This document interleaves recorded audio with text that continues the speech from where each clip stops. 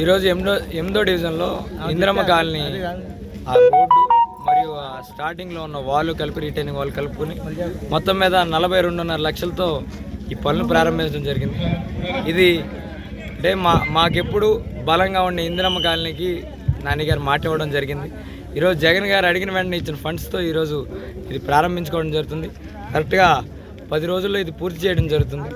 ఈరోజు చూసుకున్నట్టయితే రకరకాల కొత్త నాయకులు ఎప్పుడూ ఇందిరమ్మ కాలనీకి ఇసుమెత్తు పని కూడా చేయని నాయకులు ఈరోజు వచ్చి తిరగటం మొదలెట్టారు. అంటే ఓట్లు వస్తే మీకు ఇందిరమ్మ కాలనీ కనపడుద్ది, కానీ కనీసం సంక్షేమంగా ఆదుకోవడం కానీ కరోనా కష్టకాలంలో వాళ్ళ మొహం చూడటం కానీ ఎప్పుడూ చేయని నాయకులు ఈరోజు వస్తున్నారు. 2014 నుంచి 19 దాకా పరిపాలించారు కదా. ఇక్కడికి వచ్చే ముందు మేము అప్పుడు ఇది చేసామని ఇక్కడ ఒక పని అయినా మీకు ఉందా? ఆ ఒక పని లేకుండా వీళ్ళకి గూడు ఏర్పాటు చేసిన దగ్గర నుంచి ఏమున్నా కూడా వాళ్ళు ఏ పని వచ్చినా కూడా పేరు నాని గారి ఇంటికి వచ్చి ఏ పని అయినా చేయించుకునేవాళ్ళు. కాబట్టి ఈరోజు ప్రతిపక్ష నాయకులకు ఒకటే చెప్తున్నా, మీరు ఏ పేటైనా తిరగండి, సవాలుకి సిద్ధంగానే ఉన్నాం. ఆ పేటలో 2014 నుంచి 19 వరకు మీరేం చేశారు, 2019 నుంచి 24 వరకు మేమేం చేసాం, బహిరంగ చర్చకైనా సిద్ధం. ప్రతి ఇంటికి మేమేమి ఇచ్చాం, మీరేమి ఇచ్చారు, లేదా ఆ వాటిలో రోడ్లు డ్రైన్ల విషయంలో మీరెంత ఖర్చు పెట్టారు, మేమెంత ఖర్చు పెట్టాం, ఇవన్నీ మాట్లాడుకుందాం. అలాగే 5 ఏళ్లలో పోర్ట్ అని చెప్పి మీరు ఒక లారీ మీద ఓ పొక్లైన్ పెట్టుకుని ఊరంతా తిప్పి పోర్ట్ అన్నారు. ఈరోజు మేము పోర్ట్ ఏం చేసాం చూపిద్దాం. లేదు ఇక్కడే పక్కనే ఉన్న మెడికల్ కాలేజీకి వెళ్దాం, మీరున్నప్పుడు ఆ మెడికల్ కాలేజ్ ఉందా, మేము కట్టామా అనేది చూపిద్దాం. అక్కడ పిల్లలు చదువుకునేది చూపిద్దాం.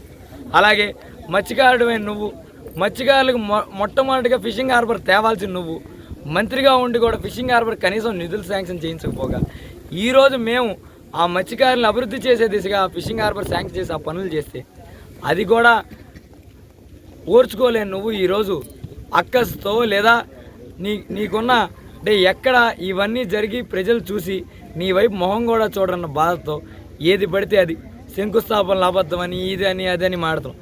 ఖచ్చితంగా మాట్లాడే ప్రతిపక్ష నాయకుడికి లేదా ప్రతిపక్షంలో ఉన్న ఎవరికైనా ఒకటే మాట చెప్తున్నా, రండి, నేను కొబ్బరికాయ కొట్టిన ప్రతి రోడ్డు దగ్గరికి రండి, వచ్చి చూడండి పనులు జరుగుతాయా లేదా, లేకపోతే ఇక్కడే ఈ ఇళ్ళ దగ్గర ఎక్కడో ఒకటి అతికిప్పిస్తాను ఓ 10 రోజులకి, ఆ 10 రోజులు ఇక్కడే పడుకునే పనులు జరుగుతున్నాయా లేదా చూడండి. ఆ రోడ్డు అయిపోయాక మళ్ళీ వెళ్ళిపోండి. వాటికి కూడా ఏమన్నా కావాలంటే ఖర్చులకి మా వాళ్ళతో లేదా మేమే వేసుకుని ఇస్తాం. కాబట్టి చక్కగా చూసుకుని వెళ్ళండి. ఏనాడు అభివృద్ధి చేయకుండా ఓట్లప్పుడు మాత్రమే కనపడే మీకు ఖచ్చితంగా రాబోయే ఎలక్షన్లో ప్రజలు బుద్ధి చెప్పబోతున్నారు. బుద్ధి చెప్పాక మళ్ళీ అయినా కూడా అప్పటికి కూడా మనకి సిగ్గొచ్చేది లేదు, మళ్ళీ బురద చల్లడం ఏ మాటలు చేయడం కానీ అధికారంకి వచ్చి ఓ పని చేసేది లేదు. కాబట్టి మీలో ఎట్టాక మార్పు రాదు. కాబట్టి చూస్తున్న ప్రజలకు ఒకటే చెప్తున్నా, ఈరోజు పగటి వేషగాళ్ళు వచ్చి చాలా మాటలు చెప్తూ ఉంటారు. ఆ పగటి వేషగాళ్ళని నమ్మొద్దు.